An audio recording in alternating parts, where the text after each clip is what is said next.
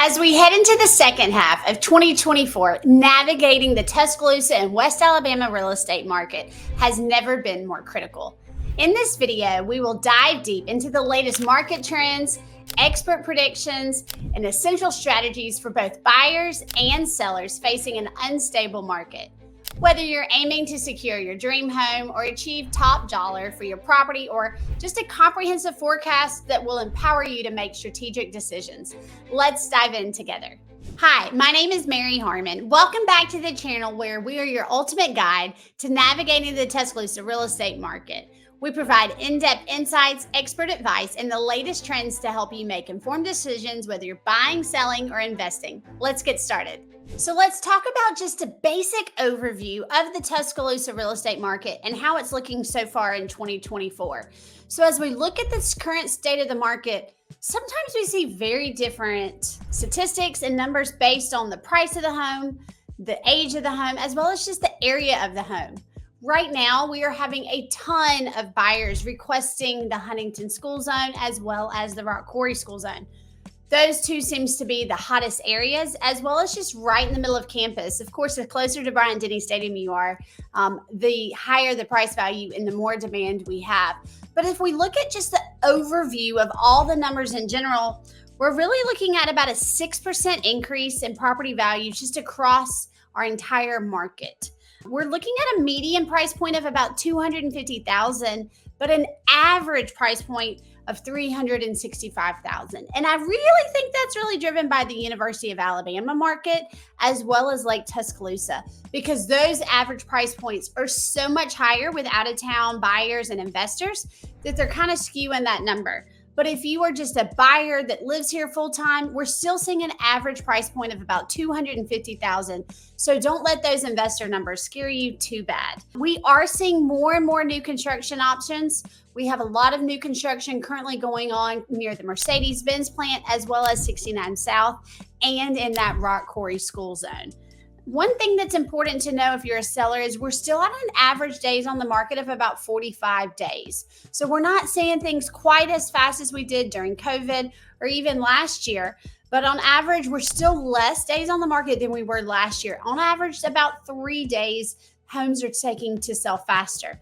Now, with that being said, in those markets that I mentioned earlier, right downtown, in Northport, in the Huntington School Zone, and in Rock Quarry, we are seeing homes sell anywhere from about 7 to 10 days. So that's why I was saying certain areas are selling faster, but overall, we are still considered in a balanced or almost on a seller's market.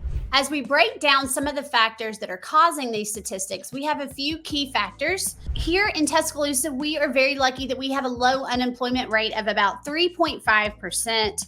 We're seeing an annual growth overall of about 1.2 to 1.5, depending on where you look at. So we are bringing in new buyers, we are bringing in new businesses to the area, and we are just an overall very strong local economy. So that's why we're seeing our numbers really probably a lot more attractive than we're seeing on the news and across the country. So we can also talk about the elephant in the room. Literally, Big Al and Alabama football are a big deal here in Tuscaloosa, and they really are a major economic impact. So in general, an Alabama home football game brings about a $22 million impact into our local West Alabama community. When we look at overall what Alabama football and the University of Alabama does for our local economy, they bring in about 30% of our total tourism spending that is done in the entire year for West Alabama. And that's only really in 7 weekends we'll be able to get that 30% number. So when we think about that 22 million, 7-8 weekends, it's a lot of money that Alabama football, the University of Alabama, and their entire student population brings into West Alabama. That can just be in their economic spending. That can be in their, vacation rentals that they're getting for short-term rentals for the weekends. We just had the Nick Saban football camp last weekend, and the town was packed with tons of family from all over the country, bringing their teenagers, boys in. And guess what? They're spending money not only in their hotel, whether it's their VRBO, Airbnb, but also just in their gas money, in their spending for food and everything else. So it impacts it more than you would realize. So when we look at these numbers, what does that mean for you if you're wondering on what you should do? Just my personal opinion is we're at an average of about 7 to 10% growth year over year in property values. So while interest rates aren't exactly perfect, sometimes there's not a great, balance of what you should do. And you just don't know. Here's the thing though, it's election year. We don't know what's going to happen. We don't know what the rates are going to do. But if you look at the statistics, your values are going to increase. So I'm always on the team. Go ahead and invest in yourself. Stop paying somebody else's mortgage and really just kind of jump in feet first. We still have some write-offs with your mortgage interest that are always helpful for any kind of buyers. If you are an investor, they're still paying rent. So might as well jump in, start building up your pipeline now, get people in. Most of our student rentals start 1st of August, so we still have time to find you an investment property and really just participate in that. If you're looking for an Airbnb, guess what? First football game is August 31st, so we have certainly time to get in there and get approved by the city so that you can jump in and start getting some bookings soon. So now I'm going to talk to you specifically as if you are a buyer and what I'm seeing. We're still seeing more and more homes come on the market, which means you have more choices. When we're looking at that kind of 42 days on the market, that means you have time to go home. Really think about what you want to do. While you're sleeping, see if you dream about that home. We're not quite as rushed as we were last year, even a few months ago. So that's great news for you, just to really take a deep breath and make a decision that you're more comfortable with instead of feeling rushed. We are still seeing some competitive offers depending on where you are. If, like I said, if you're in some of these really hot areas, need to act a little faster. But the good news is we are seeing buy downs being offered by the sellers. We're seeing sellers paying some closing costs. We're seeing almost every property have inspection periods and even some with repair options. So there's a lot of things that are really attractive for you as a buyer right now. And you don't have a ton of competition because of those 42 days on the market that we're seeing. So I still think it's a great time as we meet together and really talk about what kind of an offer we should write for you. Like I said, we are able to kind of build in some closing costs, even build in some of those buy downs for your lender. We are seeing some great options as far as incentives on a financing side. We do have the new Alabama housing step up that just came back, first time in like a decade. It is like a locked in rate. It does kind of change monthly, but I just had a client lock in at 5.5% on an FHA loan with them. And that loan comes with a $10,000 incentive, either towards your down payment or towards your closing cost. It is kind of like a second loan, so there's a lot of nuances with it that we can talk through, but that's a great option. It does have some income limits and some credit limits, but for the most part, if you are a family of 3, it's less than 100,000 is what your income requirements has to be, and then it changes based on your income size that we can go over. Another great option we're seeing right now is Homes for Heroes. You may have seen some pictures I've posted, but what I have chosen to do is to really serve my community and serve those people that I respect so much, whether they're veterans, EMTs, firefighters, foster parents, teachers, professors, and they get an incentive both on the lending side and buying and selling with a check back after closing where they can go towards their moving expenses, repairs, upgrades, paint, really anything you want to do, but it's a pretty substantial. So if you know somebody that's one of those heroes, send them this information, let them to reach out, and we can really talk about what kind of check they will get back after closing. Born and raised here in the shadows of Bryant-Denny Stadium in Tuscaloosa, alumni from the University of Alabama, and now a mom to children in the Tuscaloosa City School Systems. I've been a realtor for almost 15 years and I have investment properties myself. So would love to walk you through it, answer any questions you have. You'll find all my contact information right here below. So now I'm going to talk to you specifically if you are a seller or even thinking about selling and really going over what we're seeing as far as the trends go for those sellers. We've already talked about the days on the market, and here's the thing. It kind of gives you the time not to feel rushed as well. Take the time to get ready. Really get your home ready. We're seeing a lot of sellers that are taking the time to repaint, taking the time to really spruce up their landscaping. Another thing I'm encouraging my sellers to do is to do a pre-home inspection. Not only then can you advertise that your home has been pre-inspected or pre-certified, as I like to call it, but you kind of know what red flags could possibly put us, kind of back. A thing we're doing right now is you may say, look, I'm ready to downsize or right size, as I call it. I don't need all this space, but I really don't know where I'm going or what even is going to be on the market. We're able to put something into your listing that is kind of like a reverse contingencies for sellers that says that you have to find a home that is acceptable to you and pass those inspections before you will close. So it gives you the peace of mind to know that not only can you see if you really can get the amount of money that you need out of your home to make your next dream come true, but also gives you just a little bit more comfort knowing you're not going to be homeless. You don't have to move out. You don't have to go into temporary housing. You certainly can, but it just gives you a little bit more flexibility into being in the driver's seat from day one when we tell MLS and we tell all those buyers and their agents, hey, we haven't found a home yet. We want some time to do that. But because of that, we'll also give you some closing costs in the meantime so that it's a best of both worlds. So we really can structure even the listing side, listing paperwork and offer, even before we get to the buyers about what's best for you. You've already inspected your home. We've already done these 4 things. Hey, save that $500 on an inspection. Here's a licensed one. Let's leave out this report so that the buyers can go over it, see that there's no big red flags, know that we're going to pay some closing costs, and just maybe give us an extra few weeks to find a home that's good for you. When we talk about what we're seeing for effective marketing, we're seeing the drones that we're doing and the drone videos, buyers are eating those up. They're able to see the lot size. They're able to see what the neighbors look like. They're able to see, oh yeah, I can see in the distance, it really is close to the interstate. Or look at all those cute parks down the street. We can, stroll down there and enjoy that. So being able to not just do the basic professional photography or even video, but mix in all of those with some drone photography, retarget, use some social media, use the Google to really meet them. And of course, we have some AI secrets sprinkled in that help us reach the right buyer, the right persona, so that we can hopefully eliminate a lot of the stress and just, throw in that dart and hoping it lands somewhere with the right type of buyer. So as we really kind of look at what neighborhoods are, really popular right now in our area that you may want to check out, we can break it down into what are the most popular ones based on the school zones, because that's really what it boils down to. In Northport right now, I think it is because we have the new primary school as well as the new intermediate school in that Huntington County High School zone.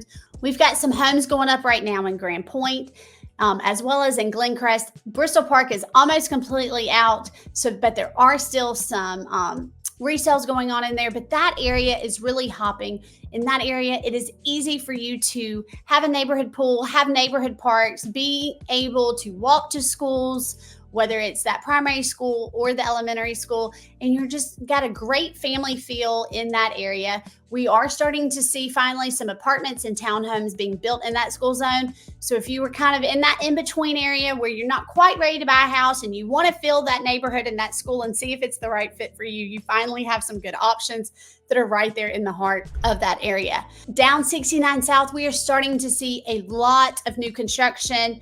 Those homes are more entry-level homes. And guess what? A lot of them are in the USDA eligibility area, so they are 100% financing. Some of those lenders also have some great incentives right now, whether it's towards closing costs or lower down payments or even interest rate buy down.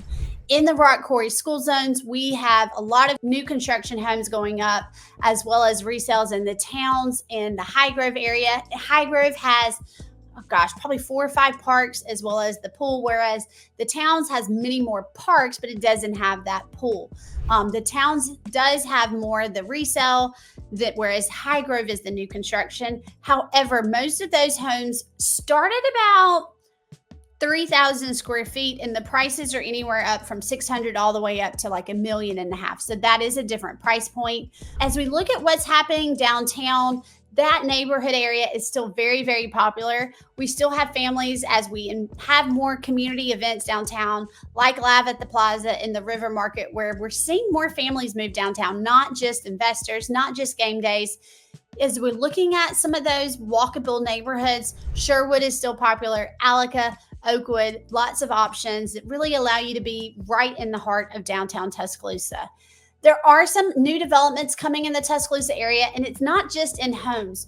The McWright's Ferry Road project, which is in the Rock Quarry School Zone, while it might be a headache, I really think it's going to be a great addition to Tuscaloosa, and having another bridge and way to get across the dam to the Lake Tuscaloosa area. That is also going to be connected to the Northern River Walk that is so close to being done, which will allow you to walk all the way from the Lake Tuscaloosa area, if you wanted to, down to the River Walk, to the farmers market, and to the amphitheater. So that's going to be really, really cool. Some of the other things that we're seeing is we've got a pretty controversial thing called the University Beach going in Northport. They supposedly are starting working on moving dirt, and we're starting to see more activity going over there. So that is going to be a new project that is in the Northport and 82 area. And of course, when we think about road construction, you think of Tuscaloosa. There's road construction going on everywhere. They say it'll be done by football season. We will see. But I feel like McFarland has been torn up for 2 years. Downtown Tuscaloosa, Jack Warner's finally back open.